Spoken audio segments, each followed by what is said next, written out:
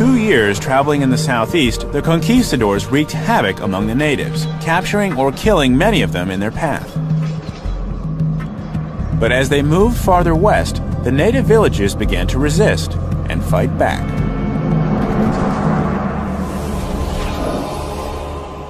Then, in 1543, the fighting escalated into an epic battle on the water. This bayou is just a few miles east of the Mississippi River. It was in this region where the battle reached its peak. Hi, I'm Josh Bernstein, and I've come to western Mississippi to explore how the natives in this region were able to launch a sustained attack against the Spanish and effectively send them fleeing to the Gulf of Mexico. We know this happened because a few survivors from De Soto's expedition wrote down their experiences. They're the only written accounts describing the people who drove them out. These writings tell of villages built among huge pyramid-style mounds along the banks of the Mississippi. Who were these people, and how did they stand up to De Soto's army when the natives to the east did not? My goal is to learn about the people who built and lived among these pyramids. My journey begins with the last occupied pyramid site in North America, located in Natchez, Mississippi. Historians believe the Natchez Mound culture began around 700 AD and lasted for over 1,000 years. To learn more about that history, I'm meeting with Greyhawk, a descendant of the Natchez Indians. It's possible his ancestors may have encountered De Soto. I'd like to invite you in the house and maybe have a little smoke. Okay. Greyhawk takes me inside a traditional Native American hut to smoke the friendship pipe. Grass roof huts like this one have long witnessed ceremonies of welcome and peace. When you smoke the pipe, it's a pipe of prayer, it's a pipe of peace, and a pipe of friendship. And when our smoke comes out and it goes up to the Creator, that's our prayer going to the Creator. We can actually watch it, and then that means that if we lie to each other, we don't have to face each other, we have to face the Creator, because that's where the prayers and the words are going to. But if we tell the truth to each other, we just enjoy the ceremony. We just enjoy the ceremony. Okay. Greyhawk explains that the tobacco we're smoking is the same kind the natives smoked in the 17th century and is still considered a very sacred plant. To a Native American, it's a great sign of respect to share the friendship pipe. Had De Soto and his men approached the Natchez in peace, they would have been greeted the same way. So now we can talk as friends. Yes. Why don't we start with you? Tell me about you and your people. I'm Houma Indian, and we are people of the Mississippi Valley. Greyhawk tells me his people don't have written accounts, but only oral traditions of their encounter with De Soto. According to that tradition, his ancestors welcomed the Spanish with open arms and kindness, completely unaware of the brutality they were to face. When they finally realized the Spaniards intended to conquer their land and disrupt their way of life, they fought back. Greyhawk says to understand how the natives defeated De Soto, I'm on the right track exploring the mounds. Let their beards grow. What do the mounds mean to you today? A lot of people want to talk about Columbus and to talk about the Spanish and things like that. That's where they think history starts. And these mounds are linked to a history that goes back farther than that, to show people that we were here before and we did have a culture. So I know that there's a mound right outside. Can you actually go to it and you can tell me about it while we're standing on it? Almost definitely. I'd like to take you out to the mound so you can see what it looks like. Let's go. The mounds were the focal point of the Natchez and other cultures. They were revered and are still places of ceremony today. Wow, so here we are. Yep, this is it, mounds. Is it okay to actually go up the mound? It's okay, we can go up. Because I'm assuming that this is a sacred area. It is. It's a very spiritual, it's a very sacred area. We usually come up here to pray, and they say that our elders tell us if we pray in our own language, the Creator knows that we're still here. So I think, it'd be a nice idea for us to pray for the Mao culture. It'll take a minute or so. Okay. This mound holds special meaning for Greyhawk. The natives who lived here were the last in the region to fall to the Europeans, collapsing in the 1730s at the hands of the French. To learn more of the history of the Mound people, I need to explore the roots and learn how it all began. If this was the last remaining pyramid village, I'm curious to learn which one was the first. I'm heading north, following the course of the Mississippi River to a small town called Lake Mills, Wisconsin. It is only 120 feet long, so we'll be using modern computer technology to help us find it.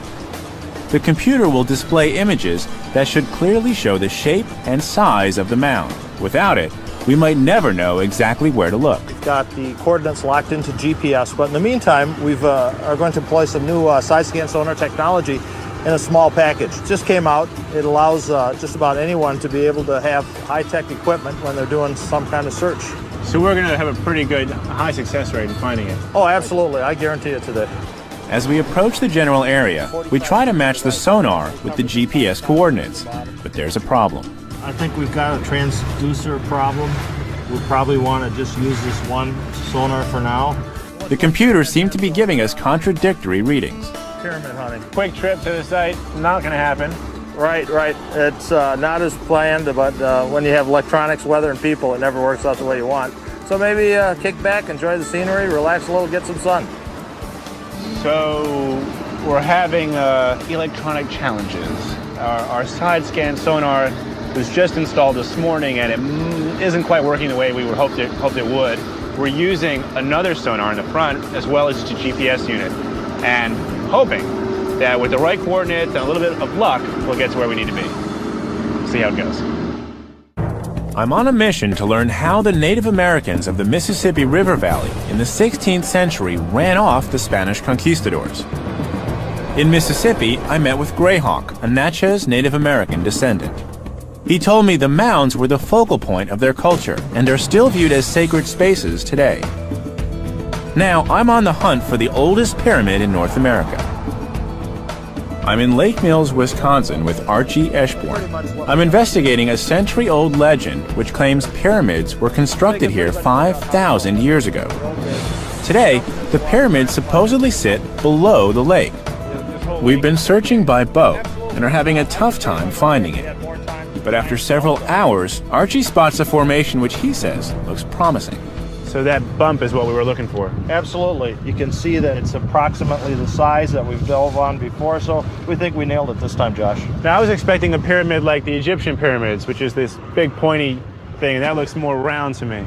Well, the imagery will fool you, but you're not going to get an Egyptian pyramid down here. What you're going to get is a longer truncated. When you go to the south end, you'll actually it'll look like a pyramid, and they'll be like a tent shape.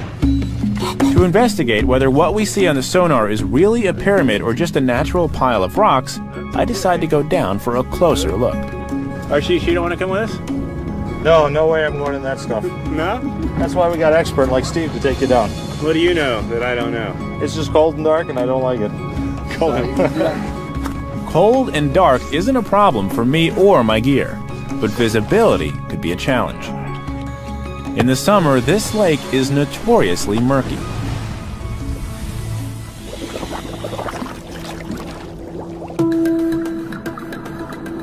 Down below, visibility quickly drops to a frustrating 5 to 10 feet. I descend 25 feet and see a huge pile of stones.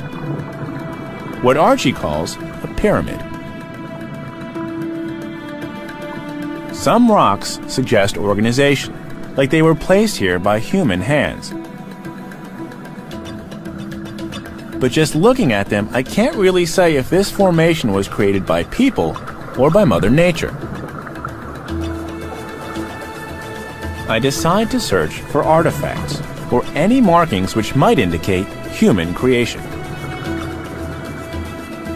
But I find nothing. Since this is regarded by local natives to be sacred, I won't bring the rocks to the surface for closer inspection.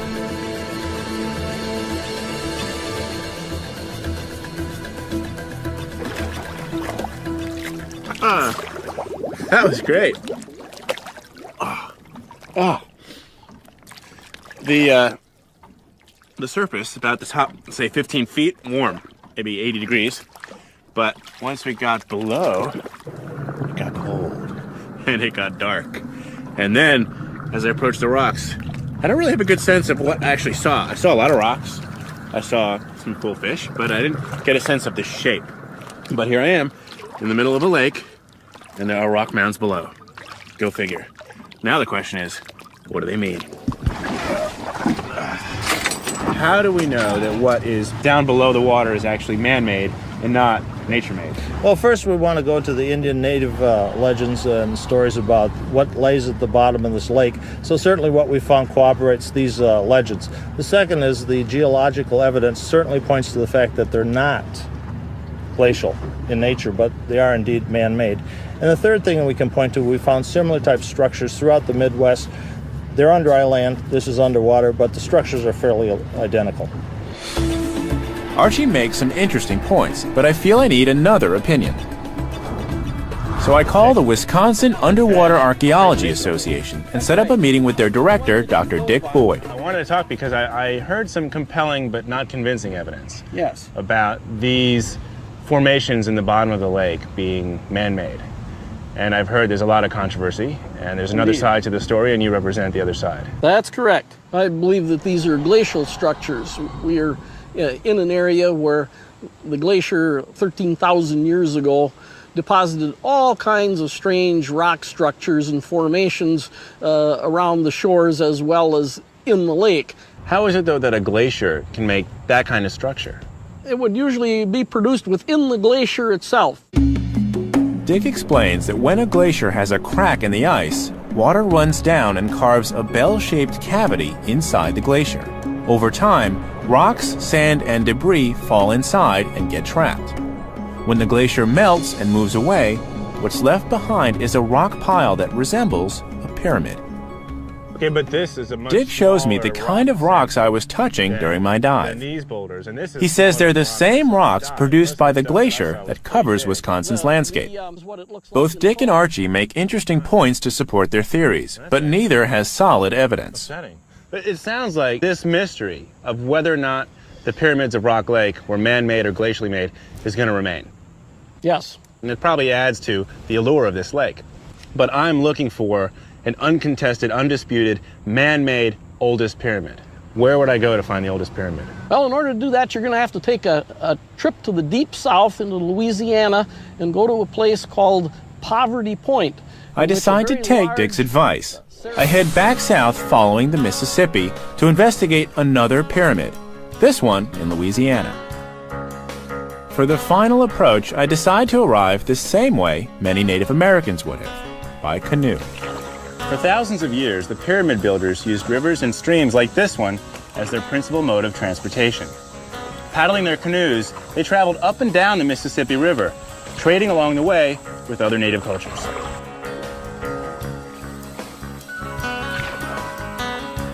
I've asked archaeologist T.R. Kidder of Washington University in St. Louis to meet me at the water's edge. He says he can show me America's oldest pyramid. Yeah, here we go. Okay. There you go. Welcome to meet Poverty you. Point. There you go. I'll take that. So, would this place have looked like this when the natives were trading here? Yes, it really probably would have looked a lot like this. I think most of this dead vegetation would have probably been gone, used for wood, firewood, things like that. Sure. But basically, yeah, it looks pretty much the same, I think. Nice. It's thick. It is. It's very thick, and that means that you're going to have to use the machete to get up. Oh, we're bushwhacking, huh? There we go. We're on our way. Okay. So you ready? We'll head on that way. Cool. Poverty Point was built above the floodplain on a natural 50-foot embankment above a tributary of the Mississippi River. I'm following in the same footsteps a trader would have, trying to avoid the alligators, cottonmouth snakes, and other potentially deadly creatures. Ooh, watch out, right here, there's a whole mess of fire ants. Okay. Yeah, you want to move quickly through that spot. It's going to get easier, I promise. I don't doubt it. Fire ants, poison ivy, brambles. It's fun. Tiny fire ants typically are not one of my worries, but just 30 seconds after I'm stung, I have a severe allergic reaction. An intense rash covers my body. My face swells. I give myself a shot of adrenaline to help relieve the symptoms. Instead, my condition worsens. I'm now wheezing. I have chest pains. I decide to stop my journey and race to the hospital.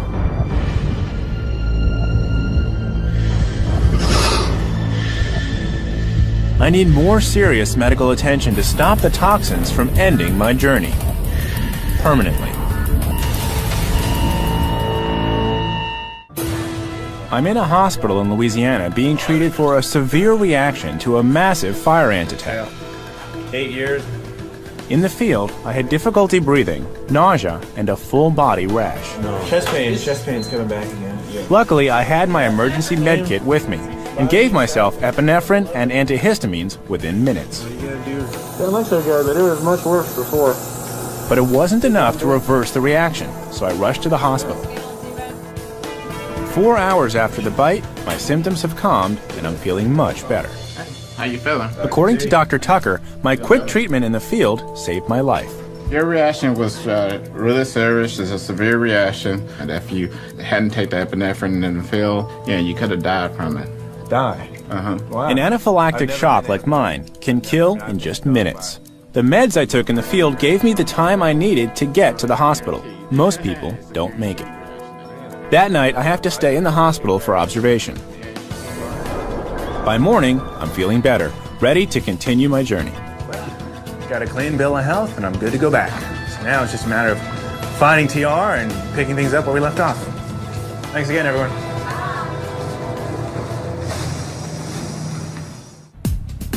Where we left off, I was searching for when the Native Americans began building large earthen structures along the Mississippi. I traveled to Wisconsin to investigate what some claim is the oldest pyramid in America, but I found no decisive evidence. I'm now in Louisiana, meeting with archaeologist T.R. Kidder, who says he can show me America's undisputed, oldest and largest pyramid. Maybe this is kind of a mecca. He tells me Poverty Point was constructed by Native Americans in 1700 BC. How many people lived here? We don't know exactly, but probably 1,000 to 3,000 permanent residents.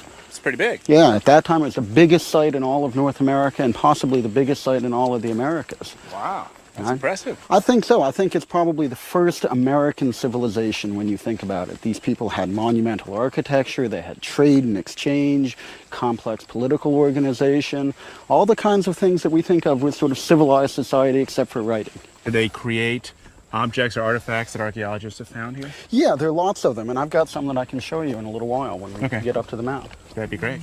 TR takes me to the largest mound, reaching over 70 feet high. It's a big mound. Yeah, it is. It's probably the second or third largest mound in all of North America. At the top, TR shows me artifacts they found at the site. Many different arrow points and shards of 20 million 50-pound baskets of dirt, carried and dumped by hand. Wow. That's a lot of work. It's an incredible amount of work. So you haven't actually tried to build a mound from scratch? No, I've never done that. Well, I got an idea. I'm going to use a little modern technology to see what it'd be like to make a mound. To give me a sense of what moving tons of dirt actually involves, I decide to build my own earthen pyramid. But instead of one basket at a time, I'm going to use today's technology. The man in charge of these machines is Charles Poole, and he's happy to help me on my quest. So if I want to build a mound right here in the middle, that's the machine I'd want to use? That's the machine you'd use modern days, yes. And it's okay with you if I do it? Yes. And I can drive? Yes. Okay. Want you to load me up? All right, here's your hard hat. Okay. Your safety vest. Okay. And a little communication. Great. Damn. That thing is huge. You see, get this thing on.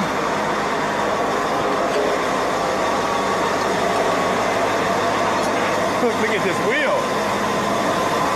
Huge! It's this big! Let's see how it goes. Charles has given me the keys to a 32-ton, 485 horsepower Tonka toy, one huge earth-moving machine.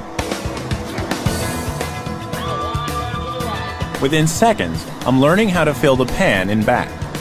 It's filling it up. The machine literally scrapes dirt off the ground, which I trap using the pan's lip. Open your lip all the way up so the dirt can come out. To dump the dirt, I push the back of the pan forward. This is called crowding. That's good. Now hit your crowd, Josh. Crowd it out. Crowd the dirt out, man. Dropping my load.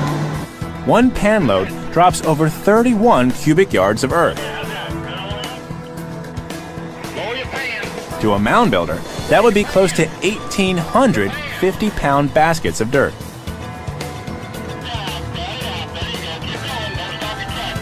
It takes a while, but gradually, the mound begins to take shape. So I'm taking a break and letting the pros do it. But let me tell you what it feels like when you're in there. You've got this huge machine, just this massive machine and this tremendous load of dirt. While you're trying to empty it, you've got to be careful of how that load is managed. If you push it out too fast, you'll get stuck. Too slow, and it drags out too long. It's a lot. It's a lot to do. These guys impress me.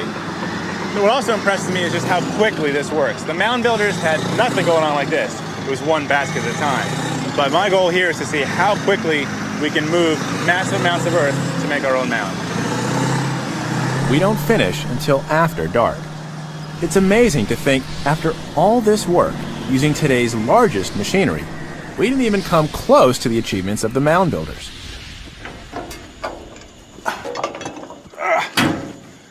Well, you weren't kidding. We ran out of light. But that was great. Yes. That was incredible. Yeah.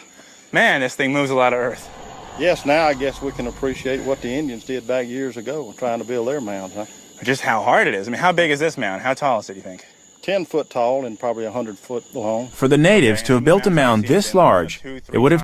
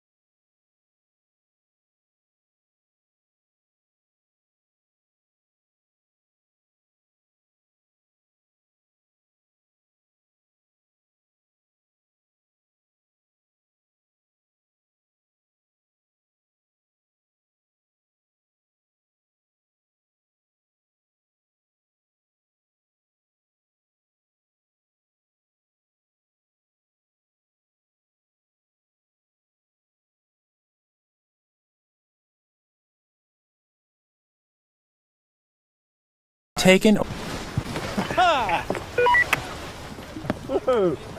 Go away. That was a trip, man. That was a trip. Not sure where Bubba is, but there's this big mound, which is beautiful from above. And then there's a bunch. There's this one here, which we can see, and there's some on the other side. There's a lot of different heights, a lot of different sizes. Great from above, but from down here, my question now is, what does it all mean? That's what I gotta find out. I'm meeting with John Kelly, an archaeologist at Washington University in St. Louis, to learn if the descendants of the people who lived here could have had the ability to defeat DeSoto in the 16th century. There are over 100. He tells me Cahokia reached its peak in 1100 AD, with a population of over 50,000 residents. It was the largest Native American site in North America. The site has hundreds of mounds, each reflecting the status of the person who lived on top. Rank was expressed by the location and the size of the mound. This is the central plaza, correct? Correct. Is there a relationship between the people who had these mounds and their location on the plaza? Yeah, these are the people that had the highest status within the community, either in terms of their religious position or their social position. And the closer they were to this plaza, the more important they were. Exactly. You said you had built a mound at Poverty Point with machines? I had some help, yeah. You had some help. Well, we're going to let you try the way they did it in the past with this 50-pound basket of earth. And I'm going to help you load it up, and you're going to go up to the top. Go up to the top. John has chosen 3 different mounds for me to climb. He says each mound has a different story. You'll grab the strap. Yep. Pull that over your shoulder, around The your first shoulders. mound is right on the You plaza. all set? Yeah. I'll see you at the top. Okay. John says the basket I'm carrying is almost identical to what was used by the natives. Even the rope is made from local plants. Hello? Hi, you made it. I did.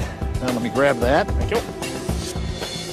How high? Yeah. How high is this one? This is about 20 feet high. 20 feet. Okay, and this is one of the smaller mounds that I can see. Yeah, this is one of the smaller ones on the Grand Plaza, and so it represents an individual that had status, but he was a much lower status in the whole pecking order of the social structure. So the person who lived here had a lot of status, but not as much as maybe the guy over there. Exactly. But I'm gonna go climb that one. Well, let's go do it. All right. Here we go.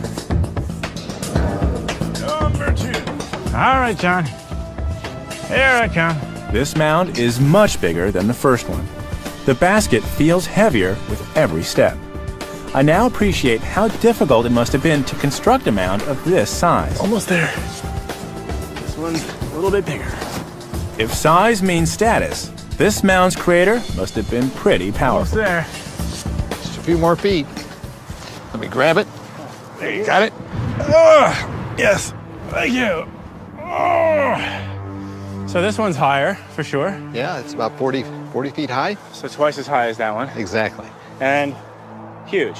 Yeah, A lot you can bigger. see. Yeah, you got a lot of surface space on top, so you can put lots of buildings. This meant that this person had more status than that person. Exactly, and they had a lot more command of labor. You know, in the hundreds of people, maybe in the thousands. Who knows? And the highest ranking person is straight to the northeast. With the big mound. The big mound. So that's 100 feet. So you ready for that challenge? That's the one I gotta do next. Yeah, exactly. Okay, cool.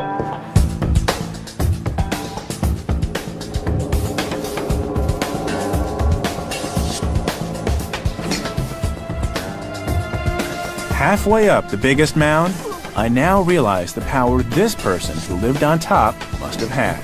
He must have commanded a large, organized labor force to have built something this big.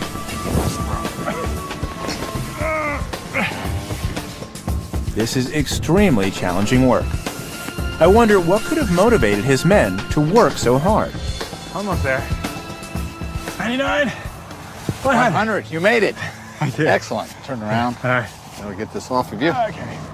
Now you ready to go back down? Get another basket? No? How about we sit and talk for a while? Okay. So, this is the Grand Poobah's, the chief's place. Yes. And up here, John tells me the chief had a large house as tall as 30 or 40 feet high from which he ruled his domain.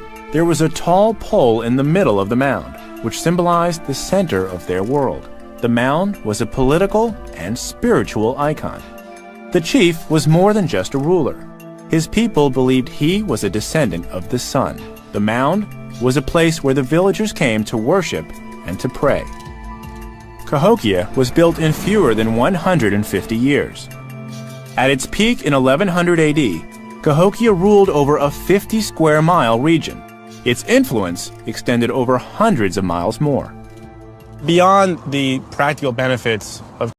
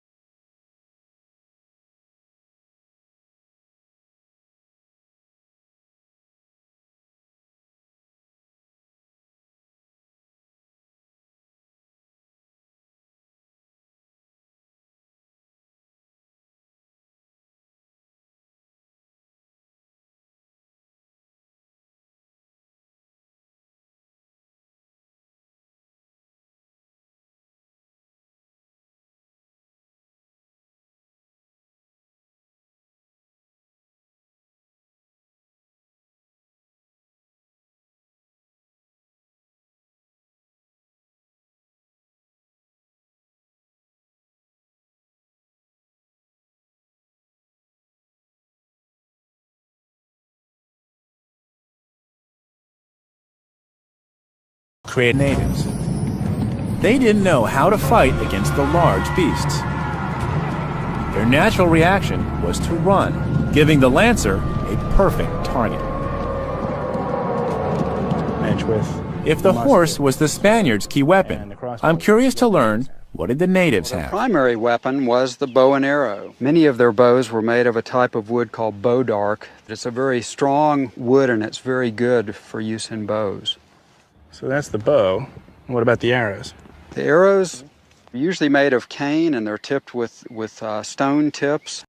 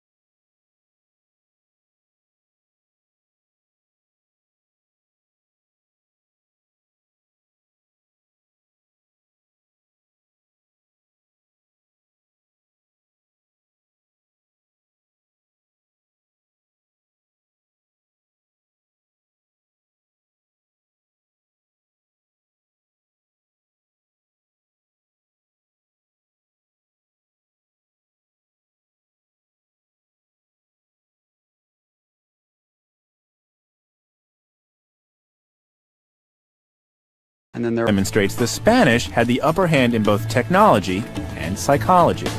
So how did the natives, despite being inferior in almost all aspects of warfare, finally fend off the Spanish? Jeff takes me to a nearby river. He explains in the third year of the expedition, the conquistadors' leader, Hernando de Soto, died of a fever and was dumped into the river.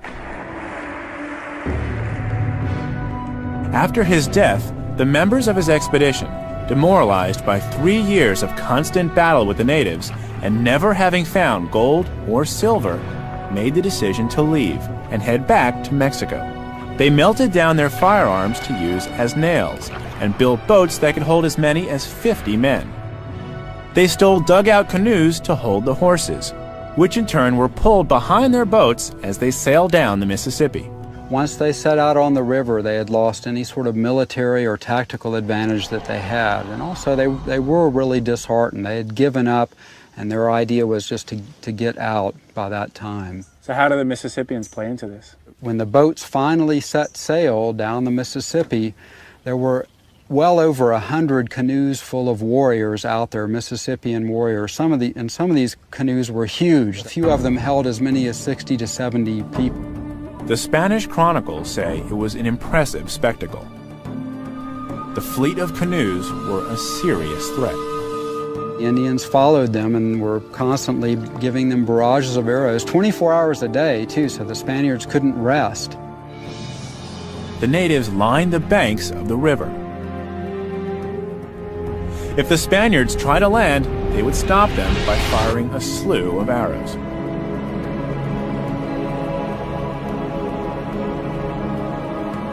So it sounds like the conquistadors, who are cutting this swath of destruction from Florida all the way through to Arkansas, get here and they finally met their match. Here's this organized society. They have hierarchies, they're building these huge mounds, they understand warfare, and when the Spanish are at their weakest, the epic journey comes to an end. Over the course of 3 years, the conquistadors had lost over half their men, including their leader and national hero, Hernando de Soto. It took 19 days for the surviving 300 conquistadors to reach the Gulf of Mexico. It was considered a